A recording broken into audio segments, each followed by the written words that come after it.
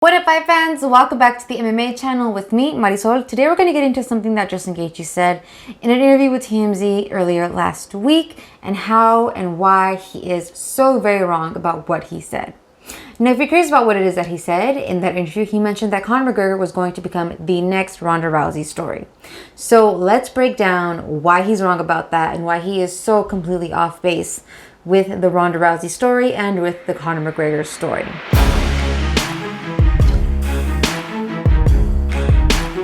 So what exactly did Justin Gaethje mean by that? Well, when we look at Ronda Rousey, her career, and how she even left MMA, we tend to see a lot of criticism, a lot of hate being thrown her way. When it comes to how she left MMA, it was off of 2 losses. We had 1 loss to Holly Holm, another loss to Amanda Nunes after she had been gone for about a year, and a lot of critique as to how she handled that loss. And when it comes to how she handled that loss, I do tend to agree. She didn't handle it in the best kind of way, in the healthiest kind of way. So yes, that definitely could have used some improvement, and that could have been a really good life lesson there for her. And also for those who have looked up to her in the past or even now, because she has achieved many amazing things, which I will get into a little bit later on. The second critique or area of critique that she does tend to get is exactly her skill set during her heyday. So what people tend to say about Ronda Rousey was that she was an unskilled fighter in an unformed division, and that essentially she just didn't have the competition there to really challenge her and prove the fact that she wasn't actually the best. And what I say to that is, so what? When it comes to MMA, any sport, or even, MMA isn't even that old of a sport. So we can really go back in recent history and look at its beginnings, which I will get into in a little bit. But there's one thing, essentially, there's one thing that we need to get straight here, is that Ronda Rousey is the reason why there is a women's bantamweight division or any other women's division in the UFC. And I think that people often forget that. She was the first, literally the first in the UFC, the first woman in the UFC. And people forget that. So the fact that she was able to convince Dana White to create a women's division, because he had originally said that there would never be women in the UFC, and then a year later he met Ronda Rousey, who convinced him to create a women's division, that being the 135 division. She then fought for the title, won the title, and then retained the title for many years. She was undefeated for many years. And people tend to forget that. They forget that critical piece.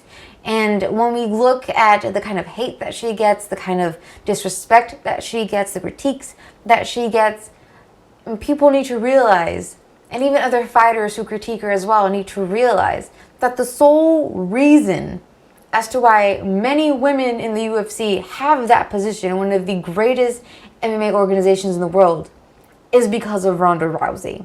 So first and foremost, Ronda Rousey does deserve respect for creating that in and of itself. So let's not forget that. Now, the second thing that I want to say, which I said I was going to touch on, is the very beginnings of the UFC. Because people do often say that Ronda Rousey is one-dimensional. All she really had was her judo, her boxing was horrible, and all of that. Now, we do tend to see plenty of one-dimensional fighters even to this day who still get plenty of respect and what have you. Of course, critiques as well, but still, they are respected. But again, when we combine that portion with the fact that 1, the women's division was young, and 2, yes, perhaps she was a one-dimensional fighter. She had her judo, she had some grappling skill with that. But being a pioneer in that, in the women's division, in women's MMA, we also have, or kind of liken that to, say, Royce Gracie, who was a pioneer in mixed martial arts when MMA was finally starting to be formed and become what it is that we see today. He was a grappler who was murking dudes who were strikers. And it wasn't until later on where more wrestlers came into the game, where other people began to up their grappling skill set, that we then did see his defeat. So you could say that he was in a division or in an organization where people just didn't have the skill set to beat him. It was unformed. He was one-dimensional. You could say those same things, yet we recognize him as a great, as a pioneer, as somebody who deserves respect for being the first. Where Ronda Rousey was in that same position in being a pioneer for women's MMA, in being the first, in convincing Dana White to create the women's division. So I find it highly suspect that she receives so much hate and so much criticism. And I'm not one to usually throw out that something is due to racism or something is due to sexism. I think it's very important to often look at the nuances of situations. But this is one of those situations where I find it highly suspect and could easily see it being something along the lines of sexism or just straight out sexism as to why she does receive that amount of hate. So, with that being said, I do want to bolster this by saying that Ronda Rousey has an amazing pedigree when we talk about who she is, what she has achieved, and essentially what her story entails. So first and foremost, I mentioned judo. So she is an Olympian. She got bronze in the Olympics because of judo.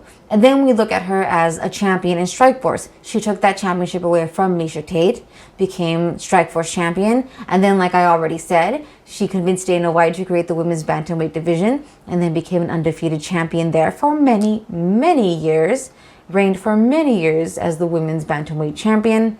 And then from there was able to successfully transcend MMA and the UFC. Not only did she bring millions of new fans, plenty of girls and women rallied behind her, were introduced to the sport because of her, but she was able to transcend all of that and go into the WWE and be successful there.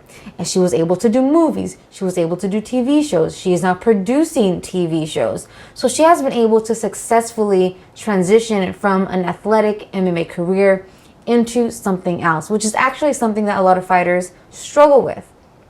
Once they finish their fighting career, many fighters then have a lot of issues transitioning onto the next phase of their life, whereas Ronda Rousey was able to utilize what she created and did in MMA into something else that she has been highly successful at.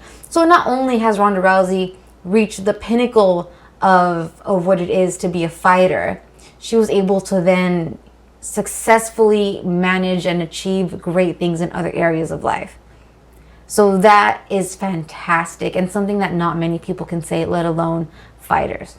So now when we take that story and then look at Conor McGregor and what he's been able to do, he's already won. The same way that Ronda Rousey has already won in all of these avenues, the Olympics, in fighting, and then again in life, in entertainment. Conor McGregor has won. Maybe not so much in life. He does tend to get himself in some legal troubles. But when we look at his professional career, he's been champ.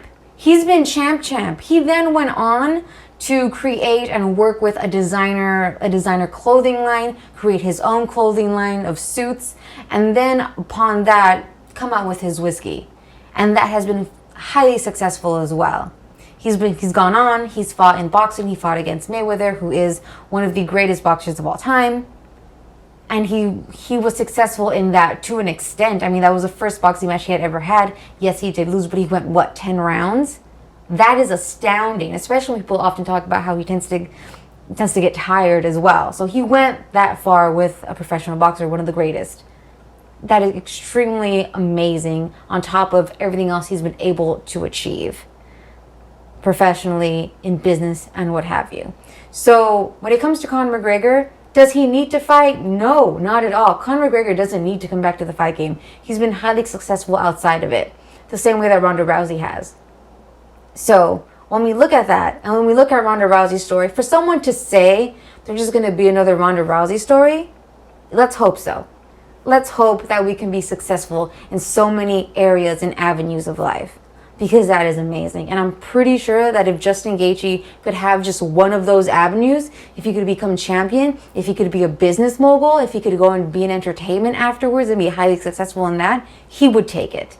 Because who wouldn't? Who wouldn't want to be successful in all of those areas? We all would. And Justin Gaethje hasn't even reached that yet. I'm not saying he can't. I'm just saying he hasn't. So to say that, I think, is highly incorrect. And in fact, when you really analyze the stories, the history, it is a huge compliment to be a Ronda Rousey story. But let me know what you guys think in the comments down below. Do you agree what he meant by it, or do you agree more with what I'm saying along these lines? So let me know in the comments down below. As always, don't forget to like this video and to subscribe for more content. I also want to let you know that I'm going to be filming a Q&A. So if you have any questions for me regarding MMA, regarding Jiu-Jitsu, or even myself, go ahead and leave those down below as well. I'll see you in the next one.